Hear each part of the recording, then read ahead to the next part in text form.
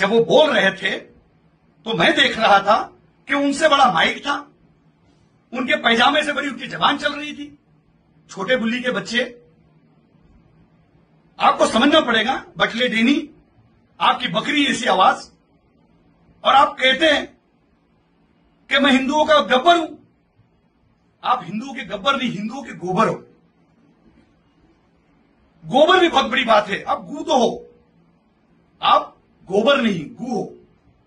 जिस तरीके की भाषा आप कर रहे हो, अगर गोबर भी बने होते तो अच्छा लगता कि कहीं तो कहीं आंगन में लिपने के काम में आते, लेकिन आप गू हो। आपकी बातें, आपकी जबान, आप जो जिस तरीके से बात कर रहे, तो आप गू जैसी बातें कर रहे। पूरा हिंदुस्तान का मुसलमान और हिंदुस्तान का हिंदू भी आपको इसके बाद बटला डेनी और छोटी बुल्ली का बच्चा कह।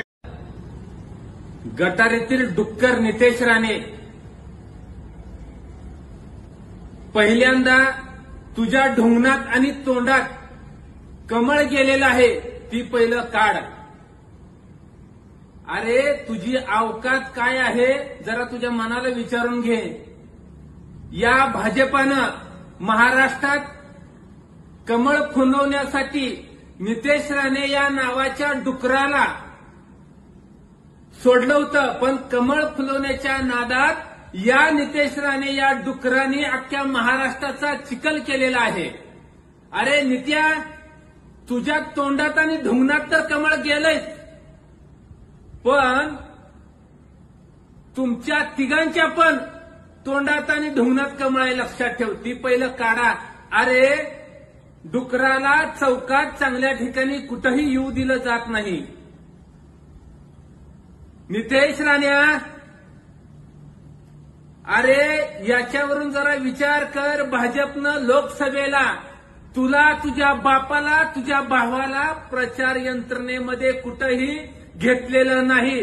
त्याचं कारण तुम्ही भाजपच्या गटारीतील डुक्कर आहात, तुमची अवकात नाही, आणि तू फक्त एकच काम करू शकतो, महाराष्ट्र नासव।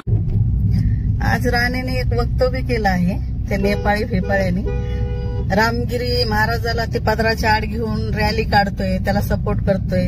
जितके बी त्या रामगिरीच्या बाबाच्या सपोर्टमध्ये आहे त्यांचा मी निषेध करते, आणि लाज वाटली पाहिजे की कुणाच्या धर्माविषयी, कुणाच्या जातीविषयी, कुणाच्या समाजाविषयी जर बोलत असेल आणि त्याला पदराखाली घालत असताल, धिक्कार आहे तुमचा अशा लोकांचा।